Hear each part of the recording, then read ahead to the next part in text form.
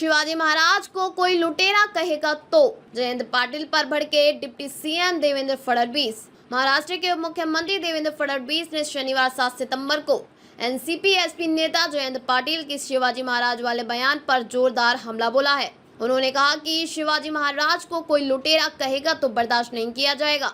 जयंत पाटिल ने एक दिन पहले कहा था कि मराठा शासक ने स्वराज के विस्तार के लिए सूरत से जबरन वसूली करने की कोशिश की थी। देवेंद्र फडणवीस ने भारतीय विद्वानों से एकजुट होकर मराठा साम्राज्य के संस्थापक के बारे में ब्रिटिश इतिहासकारों द्वारा लिखी गई जानकारी को गलत साबित करने की अपील की। बीजेपी नेता ने कहा कि शिवाजी महाराज को ब्रिटिश इतिहासकारों के नजरिए से देखा जा रहा है। उन्होंने विद्वानों से उन गलतियों को सुधारने का आह्वान किया जिनमें 17वीं सदी के शासक को गलत तरीके से दर्शाया गया है। मेरा राजा कभी लुटेरा नहीं था, फडणवीस। देवेंद्र फडणवीस ने मुंबई में मीडिया से कहा, मैं बस यह कहना चाहता हूं कि मेरा राजा कभी लुटेरा नहीं था।